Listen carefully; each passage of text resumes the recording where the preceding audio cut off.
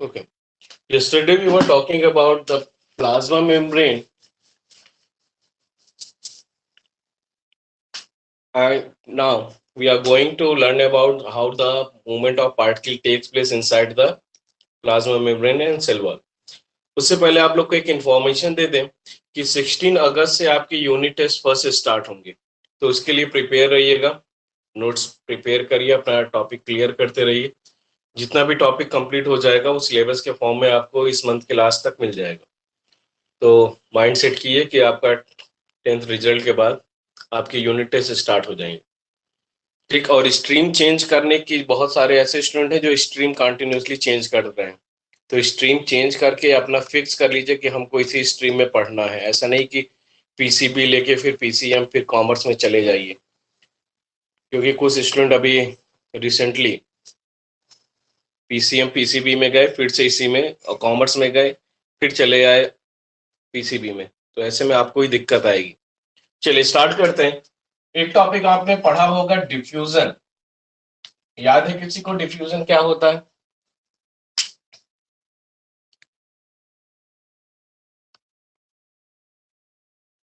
बताइए बेटा। डिफ्यूजन आता है किसी को? क्लास 9th में पढ़ाया गया था। Of particles from higher concentration to lower concentration. Very good. Movement of particle from higher concentration to lower concentration कहलाता है क्या? हमारा डिफ्यूजन। अब जिसमें उससे पहले हम स्टार्ट करते हैं सोल्यूशन की। सोल्यूशन क्या होता है? Solution addition of solute plus solvent is known as solution, यानी सॉल्वेंट और सोल्यूट का जो कॉम्बिनेशन होता है वो हमारा क्या कहलाता है? सोल्यूशन कहलाता है। अब ये जो सोल्यूट पार्टिकल है इनकी साइज डिफरेंट डिफरेंट हो सकती है, लेकिन सॉल्वेंट जो होता है, यूनिवर्सल सॉल्वेंट के फॉर्म में हम जानते हैं वाटर।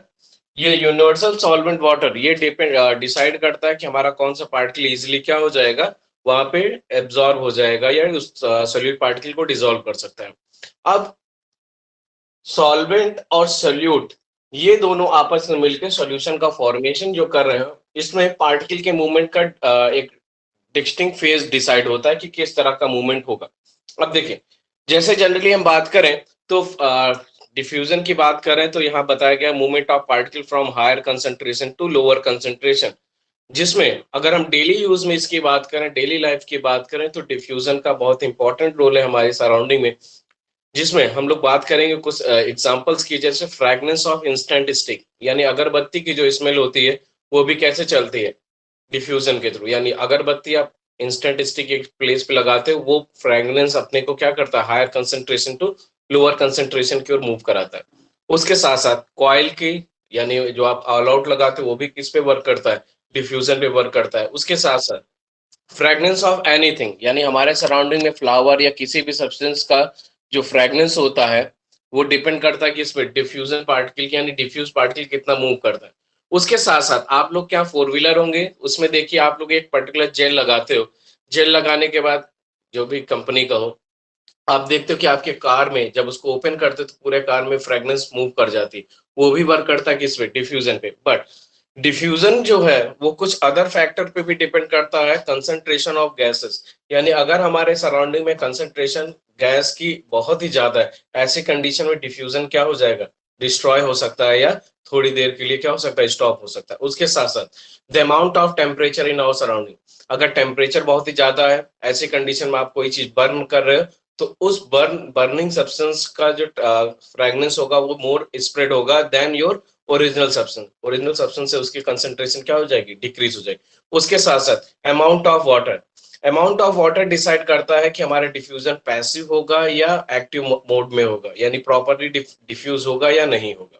उसके साथ साथ अगर हम देखें तो डिफ्यूजन में अगर कंसंट्रेशन, दो कंसंट्रेशन यानी टू पर्टिकुलर हमारे कंसंट्रेटेड पार्टिकल अगर उनके बीच डिफ्यूजन हो रहा है, तो कंसंट्रेशन हायर पार्टिकल का होता है, लोअर पार्टिकल का डिफ्यूजन बिल्कुल भी नहीं हो पाता। जिसमें एग्जांपल लेके चले, आप सब क्या परफ्यूम यूज होता होगा?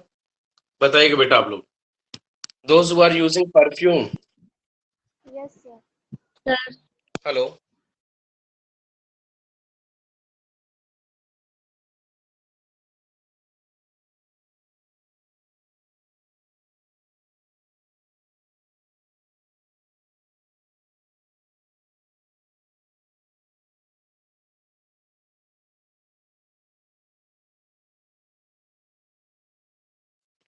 बताइए बेटा, those who are using perfume. Yes, sir. हाँ, तो चलिए, आप देखिए परफ्यूम लगाते क्यों हो, पहले इस पे बात कर ले। पार्टी वगैरह हम जाते होगे ना कि परफ्यूम लगा ले, हमारे जो पर्टिकुलर स्वेट की जो अनप्लीजेंट स्मेल है वो बाहर ना जाए ना, इसीलिए लगाते होगे। या एक Yes, अच्छा sir. इंप्रेशन दिखाने के लिए हम लोग परफ्यूम लगा लेते हैं कि हाँ, पर्टिकुलर जिसमें आप लोग डीओ और परफ्यूम दोनों अलग अलग चीजें हैं। परफ्यूम की जो पर्टिकुलर लाइफ होती है, लाइफ स्पैन होती है, वो डीओ से ज्यादा होती है।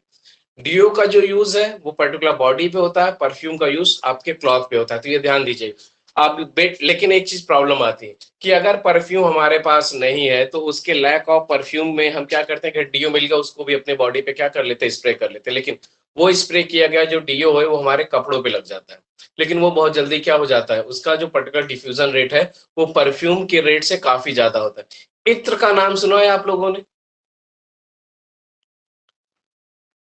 बताइएगा। Yes, sir. इत्र का नाम सुना? अब इत्र और परफ्यूम के जो डिफ्यूजन रेट है, सबसे ज्यादा डिफ्यूजन रेट इत्र का होगा या पर्टिकुलर परफ्यूम का होगा, बताइएगा आप लोग। Itra. बोलिए।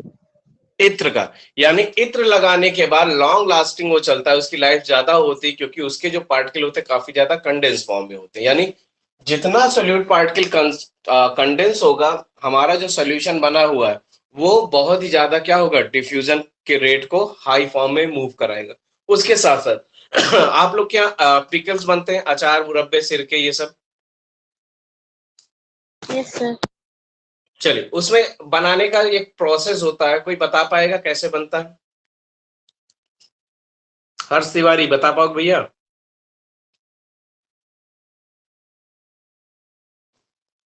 अनुष्का, अनुष्का सिंह,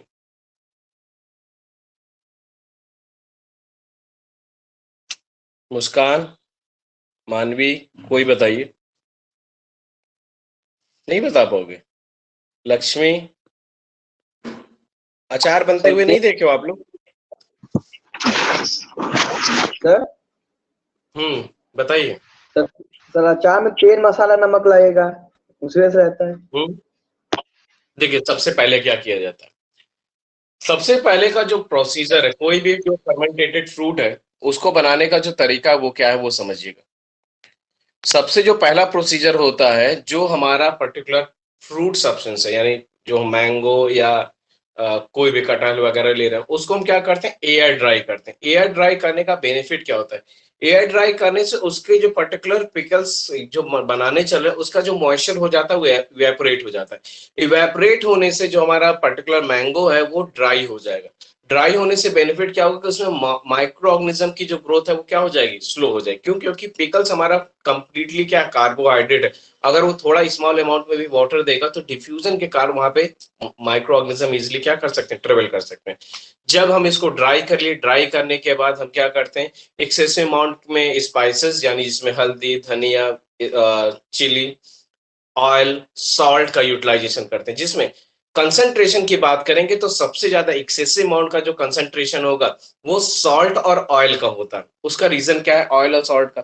ऑयल और सॉल्ट का कंसंट्रेशन इंक्रीज करने से बेनिफिट ये होता है कि अगर गलती से कभी आप लोग अचार निकाल के खाए ही होगे, पर डे खाते होगे, तो घर में मम्मियां कहती होंगी ना कि कभी भी वेट स्पून से यानी गीले स्पून से आप मत निकालिएगा। उसका रीजन क्या होता है कि अगर आप वेट स्पून से आप पर्टिकुलर पिकल्स निकालोगे तो अगर वेट स्पून में हमारे स्पोर्स यानी माइक्रो ऑर्गेनिज्म, फंगस हो या एल्गी हो, अगर उसका कोई स्पोर्स होगा तो इजिली ट्रेवल करके कहाँ आ जाएगा, अचार में आ जाएगा।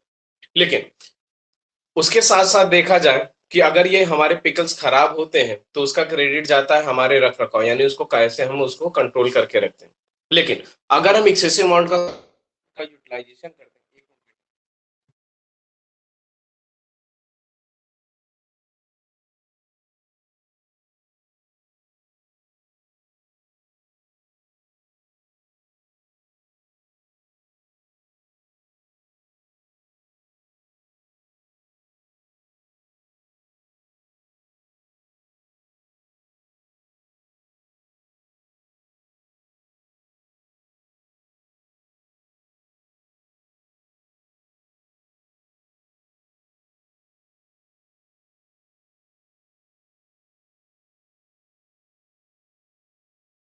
चलिए बेटा सुनिएगा। तो जब हम इस सॉल्ट का कंसंट्रेशन बढ़ाएंगे, एक एग्जांपल डायग्राम के, अब यहाँ पे हमारा पिकल्स है जिसके अपर लेयर पे क्या है, ऑयल और सॉल्ट की कंसंट्रेशन। अब जो माइक्रो ऑर्गेनिज्म आएंगे उनमें ऑयल और सॉल्ट की कंसंट्रेशन क्या होगी, लेस इन अमाउंट होगी as compared to the pickles, यानी इस पिकल्स के कंटेनर में सॉल्ट और ऑयल की कंसंट्रेशन ज्यादा होगी more than our micro organism. अब अगर ऐसे केस में अगर ये जो पर्टिकुलर कंटेनर यहाँ पे ऑयल और सॉल्ट की कंसंट्रेशन कम हुई तो माइक्रो ऑर्गेनिज्म इजिली क्या कर सकते हैं, अटैक करेंगे और इसको क्या कर देंगे, खराब कर देंगे। यही सेम चीज होता है जैम जेली के साथ। आप लोग बटर जैम जेली जो यूज करते हो, अगर उसमें भी कंसंट्रेशन ऑफ पार्टिकल लेस है या लो क्वालिटी का है तो ऐसे कंडीशन में हमारा फूड एसेट्स क्या हो जाते हैं, खराब हो जाते हैं। ये बात समझ में आई बेटा आप लोग को?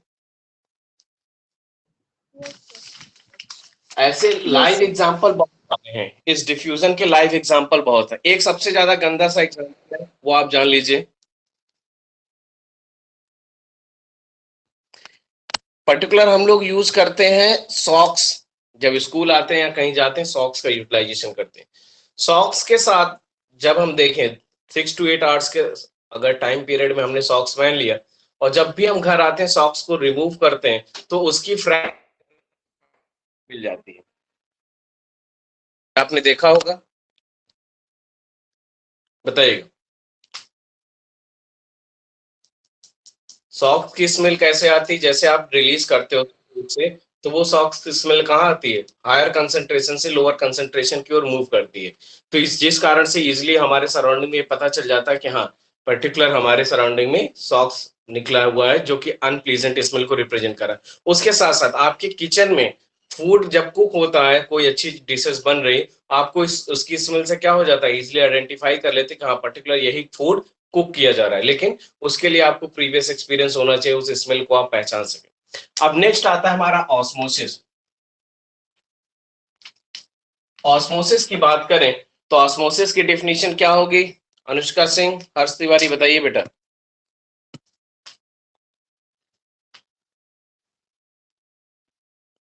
मानवी, आलिया, आलिया तो इस बार बोल ही नहीं रही।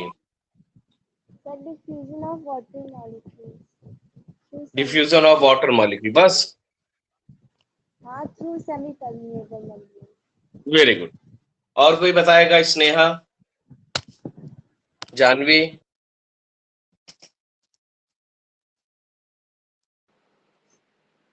Sir, movement of water by diffusion is called osmosis. Very good. चलिए मैं बताता हूँ। Movement of water particle from higher concentration to lower concentration in the presence of semi-permeable membrane.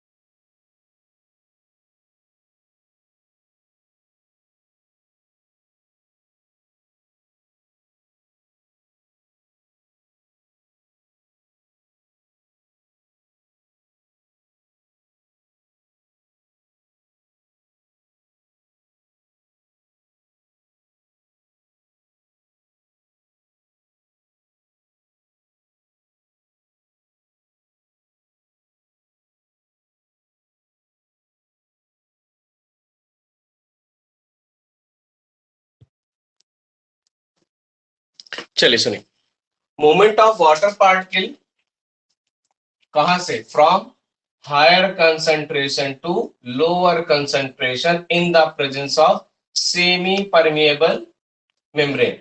कल सेमी परमिएबल मेम्ब्रेन के लिए बताया था, क्या बताया था कि semi permeable membrane allow only useful substance to move inside and the remain substance are present outside, यानी केवल यूजफुल सब्सटेंस को अलाउ करती है और बाकी सब्सटेंस को कहां रखती है, आउटसाइड रखती है। अब ऑस्मोसिस का जो प्रोसेस है, ये कंसंट्रेशन हायर कंसंट्रेशन से लोअर कंसंट्रेशन की ओर मूव कर रहा है, जहां पे वाटर पार्टिकल का मूवमेंट है, जहां पे आपको 3 एग्जांपल के साथ चलना है, जिसमें व्हाट विल हैपन, ये क्लास 9th में आपने पढ़ा था कि what will happen when cell is placed in isotonic solution, hypotonic solution and hypertonic solution. चलिए उस पे चलते हैं। देखिए हम एक पर्टिकुलर 3 कंटेनर का यूज करेंगे इसमें। इस 3 कंटेनर में हम एक कंटेनर में एक सिंगल सेल का यूटिलाइजेशन करेंगे, जिसमें एक हमारा सॉल्यूशन होगा आइसोटोनिक, दूसरा होगा हाइपोटोनिक और तीसरा होगा हाइपरटोनिक।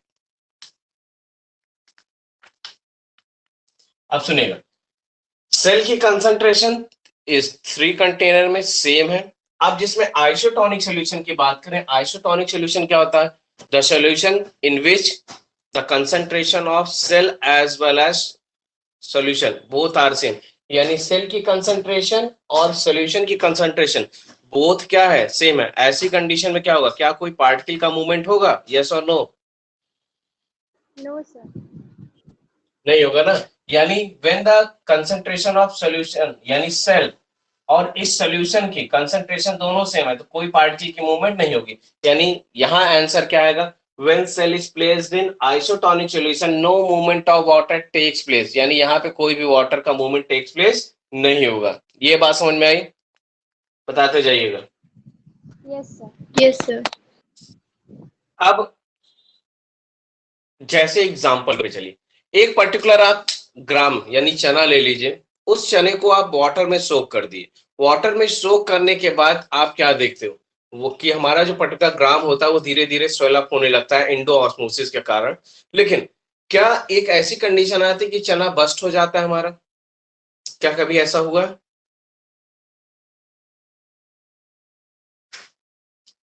बोलिएगा बेटा। चना बिल्कुल भी बस्ट नहीं होता। क्यों? क्योंकि वो एक सिंपल जो सेमी परमेबल मेम्ब्रेन है, वो कंसंट्रेटेड ऑफ पार्टिकल के कंज्यूम करने के बाद उस पार्टिकल का कंजम्पशन क्या कर देती? स्टॉप कर देती, जिस कारण से पार्टिकल का मूवमेंट पूरी तरीके से क्या हो जाता है? रुक जाता है। अब आगे देखिएगा, इसके बाद है हमारा हाइपोटोनिक सोल्यूशन।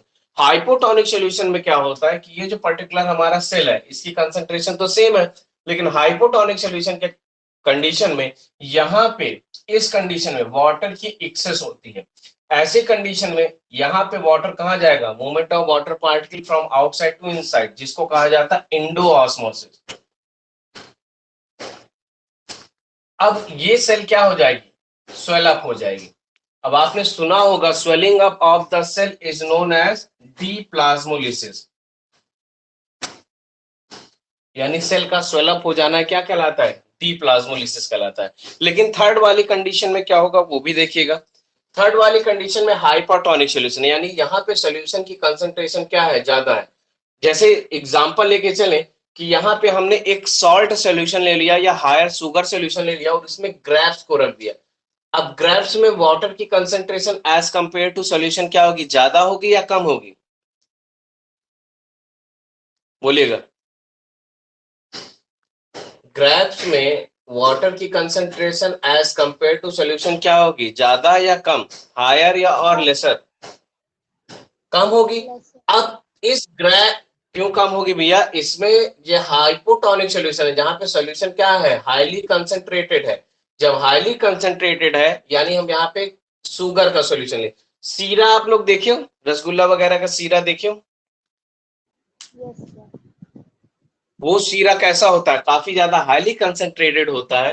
हाईली कंसंट्रेटेड होने का मीन्स क्या होता है? वहां पे शुगर की पार्टिकल यानी सोल्यूट पार्टिकल ज्यादा होते हैं और सॉल्वेंट क्या होता है? लेस इन अमाउंट होता है। तो ऐसी कंडीशन जब उसमें ग्रेप्स रखेंगे तो ग्रेप्स के अंदर का जो वाटर है वो कहाँ चलाएगा? सोल्यूशन में। और ऐसी कंडीशन में सेल क्या हो जाएगी? श्रिंक हो जाएगी। तो ऐसी कंडीशन में यहाँ पे होता है एक्सोऑस्मोसिस, यानी movement of water from cell to solution, यानी सेल से सोल्यूशन में जब वाटर का मूवमेंट होगा वो कहलाएगा एक्सोऑस्मोसिस। और ये जो प्रोसेस होता है जिसे कहा जाता है प्लाज्मोलिसिस। प्लाज्मोलिसिस क्या? Movement of water from inside to outside due to which shrinkage of cell takes place, that is known as exosmosis and this process is known as plasmolysis. आप तीनों चीजें फिर समझिए। पहला चीज आपका क्या है कि when cell is placed in isotonic solution no movement of water takes place in anywhere, यानी जब हम इस सेल को एक आइसोटोनिक सॉल्यूशन में रखें जहां पे सेल और सॉल्यूशन दोनों का कंसंट्रेशन क्या होगा? सेम होगा। ऐसे कंडीशन में बिल्कुल भी मूवमेंट ऑफ पार्टिकल नहीं होगा। इसके बाद सेकंड हमारा है hypotonic solution.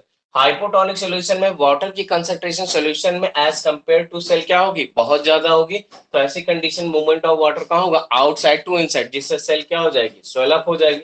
Swelling up of the cell क्या कहलाता है, डीप्लाज्मोलिसिस कहलाता है। और उसके साथ साथ ये प्रोसेस कहलाता है एंडोऑस्मोसिस। थर्ड आता है हमारा हाइपरटोनिक सॉल्यूशन। हाइपरटोनिक सॉल्यूशन में क्या है,